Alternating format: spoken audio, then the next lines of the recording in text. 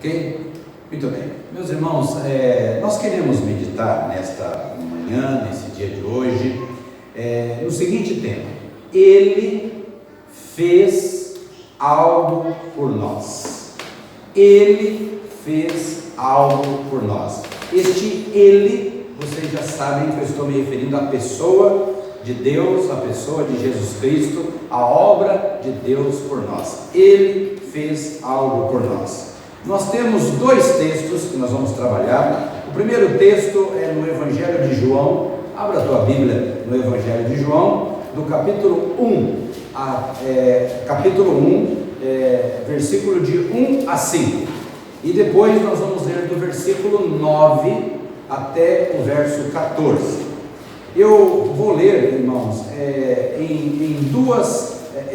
não na tradução normal que os irmãos que nós usamos aqui atualizada. Hoje eu vou ler na versão corrigida, então algumas palavras podem ter uma certa diferença aí, tá bom? Ok? Então, lendo Evangelho de João, capítulo 1, do versículo 1 até o versículo 5, e depois, versículo 9 até o versículo 14. Diz assim: no princípio era o Verbo, e o Verbo estava com Deus, e o Verbo era Deus. Ele estava no princípio com Deus. Todas as coisas foram feitas por Ele, e sem Ele nada do que foi feito se fez. Nele estava a vida, e a vida era a luz dos homens. E a luz resplandece nas trevas, e as trevas não a compreenderam. Versículo 9: ali estava a luz verdadeira, que alumia a todo homem que vem ao mundo. Estava no mundo, e o mundo foi feito por ele, e o mundo não o conheceu. Veio para o que era seu, versículo 11, e os seus não o receberam. Mas a todos quantos o receberam, deu-lhes o poder de serem feitos filhos de Deus, aos que creem no seu nome, os quais não nasceram do sangue, nem da vontade da carne, nem da vontade do varão, mas de Deus. Versículo 14: e o Verbo se fez carne, e habitou entre nós, e vimos a sua glória, como a glória do unigênito do Pai, cheio de graça e de verdade. Este é um texto. O outro texto que nós vamos ler, agora na tradução que nós usamos, que é a versão atualizada, é Isaías. Agora os irmãos precisam de voltar um pouquinho no Velho Testamento, Isaías capítulo 53, versículos de 1 a 7. Diz assim a palavra de Deus, Isaías 53, de 1 a 7. Quem creu em nossa pregação? E a quem foi revelado o braço do Senhor? Porque foi subindo como renovo perante ele, e como raiz de uma terra seca, não tinha aparência nem formosura. Olhámo-lo, mas nenhuma beleza havia que nos agradasse. Era desprezado e o mais rejeitado entre os homens, homem de dores, e que sabe o que é padecer, e, como um de quem os homens escondem o rosto, era desprezado, e dele não fizemos caso. Certamente, ele tomou sobre si as nossas enfermidades e as nossas dores, levou sobre si, e nós o reputávamos por aflito, ferido de Deus e oprimido. Mas ele foi transpassado pelas nossas transgressões e moído pelas nossas iniquidades. O castigo que nos traz a paz estava sobre ele, e pelas suas pisaduras fomos sarados. Todos nós andávamos desgarrados como ovelhas, cada um se desviava pelo caminho, mas o Senhor fez cair sobre ele a iniquidade de nós todos. Ele foi oprimido e humilhado, mas não abriu a boca. como o cordeiro foi levado ao matadouro, e como ovelha muda perante os seus tosqueadores, ele não abriu a boca. Irmãos, palavra de Deus, livro do Evangelho de João, capítulo 1, Isaías 53, de 1 a 7. Eu gostaria, antes de discorrer sobre outros textos aqui, eu gostaria de fazer uma apresentação para os irmãos acerca do amor de Deus, ainda, antes de estar dividindo o nosso assunto. Em 1 de João, não preciso localizar esse texto, 1 de João 4,7, a palavra de Deus diz assim: amados, amemo-nos uns aos outros, porque o amor procede de Deus, e todo aquele que ama é nascido de Deus e conhece a Deus. Se nós pudéssemos definir o estado emocional deste mundo nos dias de hoje, chegaríamos à conclusão de que é um mundo sem amor. É só sentarmos para assistir aos noticiários da TV, onde notícia após notícia revela um panorama de violências, discórdias, ódio, tragédias e, por fim, mortes. Com todo o avanço tecnológico, desenvolvimento industrial e econômico, pouco se tem melhorado no que concerne à mudança no comportamento do homem. Nunca se cometeram tantas perversidades, maldades como nestes tempos. Só no século passado ocorreram 2 guerras mundiais, matando milhões de pessoas. O homem está cada vez mais perverso. Porque o homem se encontra neste estado espiritual? Porque muitos têm se odiado cada vez mais. O homem se afastou do amor de Deus e se enveredou pelo caminho do pecado. O homem precisa conhecer o amor de Deus e experimentá-lo em sua plenitude. Quem nunca experimentou o amor não o conhece. Quem nunca foi amado não pode amar. Nossa capacidade de amar é maior e mais apurada quando nós recebemos amor. Quem não recebe amor é incapaz de amar, ou o amor é difícil de ser estabelecido em sua vida.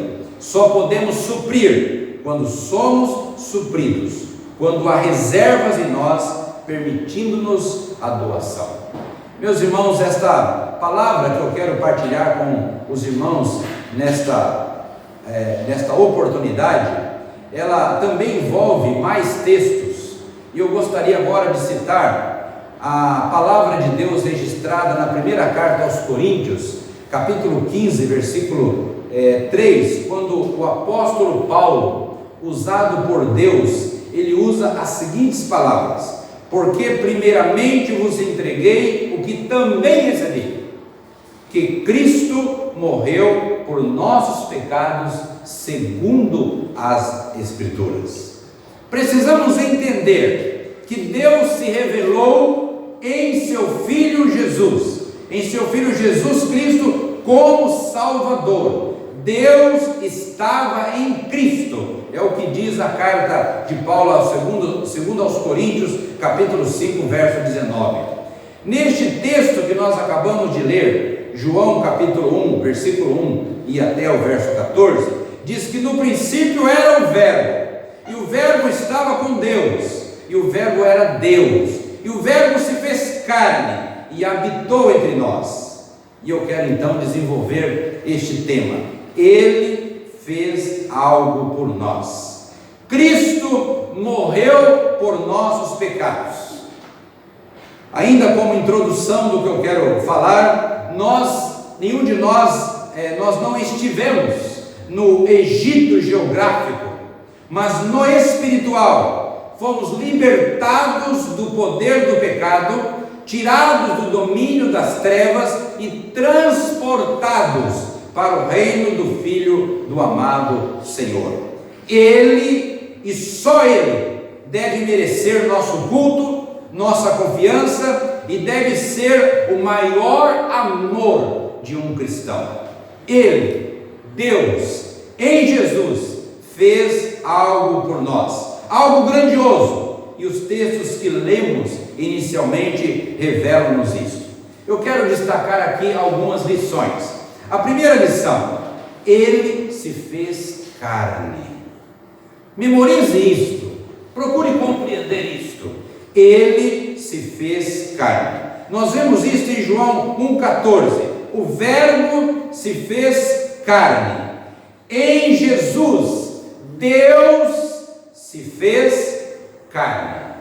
Em Jesus, Deus se fez carne. Deus não é carne, nós sabemos. Deus é Espírito. E a mulher samaritana, em João capítulo 4, Jesus disse a ela, conversando com ela, entre outras coisas, que Deus é Espírito. Mas em Jesus, Deus se fez carne. Ora, Deus não deixou de ser Deus, mas tornou-se Deus em carne humana. O Verbo que, conforme lemos no versículo 1 de João, era desde o princípio e que estava com Deus e que era o próprio Deus, transforma-se agora num evento temporal, num ponto da história limitado à circunstância do tempo. Ele, através de quem toda a criação ganhou existência, torna-se agora uma criatura finita, Deus. Ele continuou 100% Deus, mas também tornou-se 100% homem. Um paradoxo, não conseguimos explicar. O infinito sujeitou-se à finitude, o eterno conformou-se ao tempo, o sobrenatural reduziu-se ao natural. O Verbo pré-existente esvaziou-se de sua glória divina, tornando-se homem e tomando o lugar de servo. A majestade divina foi encoberta pela carne, e Ele fez isso por nós. Eu quero repetir muito esse tema. E Ele fez isso por nós. Ele não fez isso por alguma necessidade sua própria, mas por uma necessidade nossa, uma necessidade minha, uma necessidade para cada um de nós. Deus, no Antigo Testamento, havia feito muitas promessas de demonstrar misericórdia a nós através de um varão para isto destinado. E quem dentre os homens poderia ser esse varão? Resposta: absolutamente ninguém. E por isso, e para isso, Jesus se fez carne para confirmar as promessas de Deus em nosso favor, em nosso benefício. Cristo se fez carne, diz a palavra, para destruir as obras do diabo, derrotar como homem a Satanás. Palavra de Deus na carta de 1 João, lá no finalzinho da Bíblia, 1 João capítulo 3, versículo 8, diz assim: aquele que pratica o pecado procede do diabo, porque o diabo vive pecando desde o princípio. Para isto se manifestou o Filho de Deus, para destruir as obras do diabo. Ainda um outro texto que soma com este, Hebreus capítulo 2, versículo 14, nós encontramos estas palavras: visto pois que os filhos têm participação comum de carne e sangue, destes também ele igualmente participou, para que por sua morte destruísse aquele que tem o poder da morte, a saber, o diabo. Hebreus capítulo 2, versículo número 14. Cristo se fez carne para, na carne, nos dar o exemplo de uma vida santa, consagrada a Deus. Cristo se fez carne e habitou entre nós, para ser o portador de uma nova aliança entre nós e Deus. O Verbo divino humilhou-se a si mesmo por nós. Irmãos, por mais que eu esteja aqui me esforçando para organizar esse assunto e trazer aos irmãos, ele ainda é extremamente limitado diante da grandeza de tudo aquilo que Deus fez por nós. Uma segunda lição: Ele habitou entre nós e sofreu as nossas dores.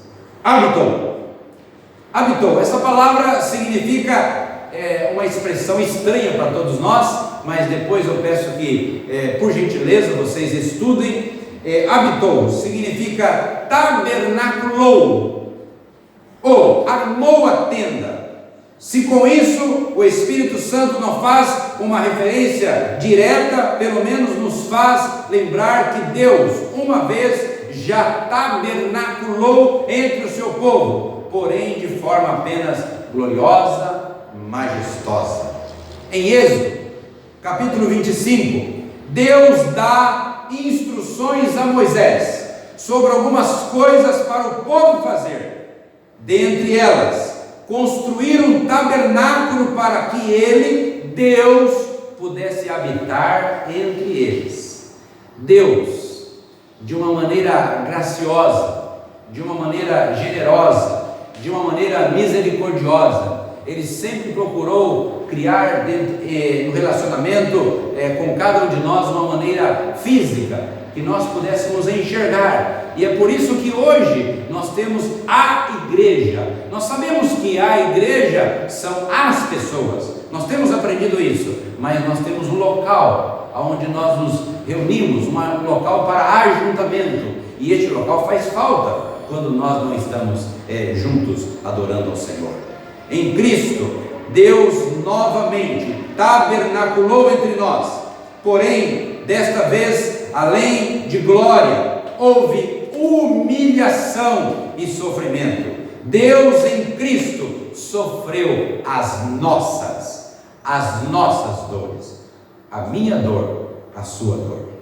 Vimos isso de forma prática quando lemos o livro do profeta Isaías, como nós lemos no início, capítulo 53, de 1 a 7, uma profecia já cumprida, porque se refere ao Senhor e Ele já veio. Nós encontramos aqui estas orientações. Mas voltando ainda, fazendo uma pequena consideração ainda em Êxodo 40, depois de o tabernáculo ficar pronto, lá no Velho Testamento, lemos que uma nuvem cobriu a tenda da congregação e a glória do Senhor encheu o tabernáculo.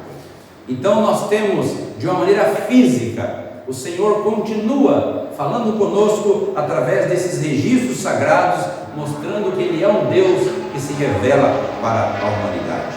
Uma terceira e última lição: Ele morreu por nós. Nós vemos isso em 1 Coríntios capítulo 3, em que nós já lemos. Eu gostaria novamente de ler, porque primeiramente vos entreguei, primeira carta de Paulo aos Coríntios 15:3, porque primeiramente vos entreguei o que também recebi, que Cristo morreu por nossos pecados, segundo as Escrituras.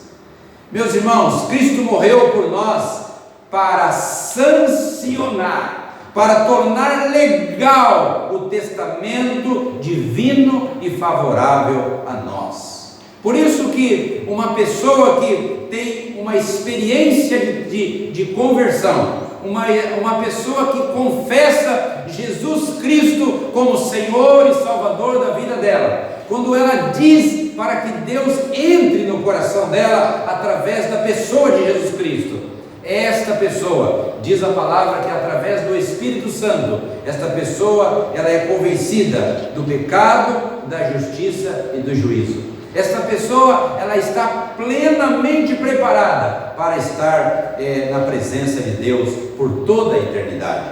No livro de Hebreus, eu gostaria que vocês, sendo possível, me acompanhem. Hebreus capítulo 9, versículo 16 e versículo 17. Diz assim: porque onde há testamento, é necessário que intervenha a morte do testador, pois um testamento só é confirmado no caso de mortos, visto que de maneira nenhuma tem força de lei enquanto vive o testador.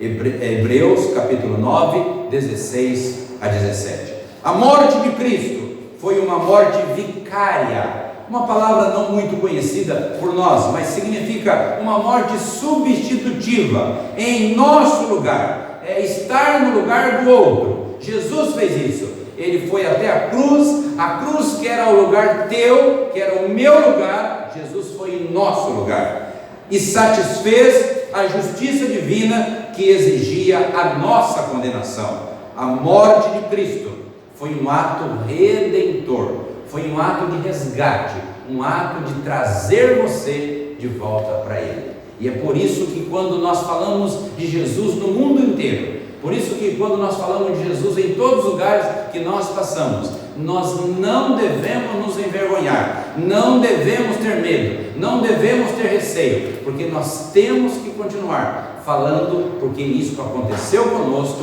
o Senhor mudou as nossas vidas, nós temos uma confiança de que vamos viver eternamente com Ele.